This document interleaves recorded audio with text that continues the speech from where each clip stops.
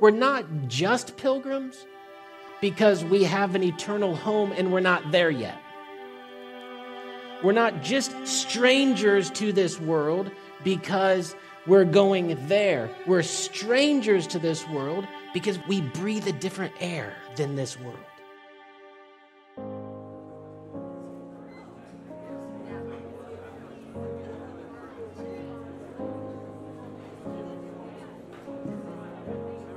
This year's conference is a really outstanding theme, the beauty and glory of the Christian worldview.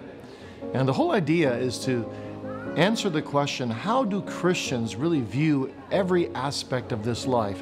What's the worldview of suffering? What's the worldview of the Old Testament? What's the worldview of the New Testament? What's the worldview of the Puritans? So we try to look at different facets of Scripture as well as the history of our forefathers and say, how do we really live? Who is God and who am I and how do I live in relationship to God under the sun on this earth? The biblical writers find their comfort continually in the assurance that it is the righteous, holy, faithful, loving God and Father in whose hands rests the determination of the sequence of events and all their issues in life. For of Him and through Him and to Him are all things, to whom be glory forever. I really enjoy conferences like this. It's refreshing. Opportunity to refocus your mind, your heart upon the things of the Lord. Be reminded of truths that you know, but may have forgotten or not thought of in a while. Have themes brought back to your attention. Refocuses your heart on what it needs to be focused on.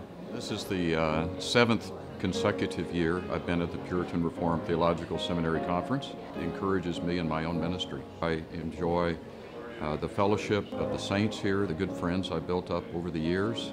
The Reformed experiential preaching is just a wonderful thing for my soul, just a wonderful message encouraging the Christian worldview. The contour of the Christian life involves this desire to put sin to death, to mortify it, to kill it. And it's a lifelong battle, to be sure, with many ups and downs, to be sure. But the question is the desire there? Do you really want to be rid of this sin, or have you made this sin into a kind of pet? It really makes you look at your own life and like what you're doing, and it really helps you grow. Like you can just notice yourself growing. I feel like it's a pure 3 days of self-examination. Yeah.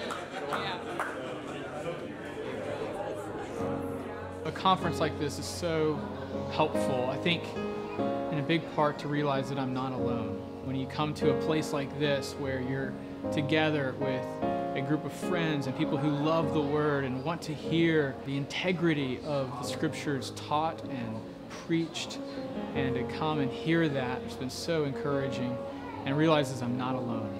We are set apart unto Jesus Christ, who is for us everything.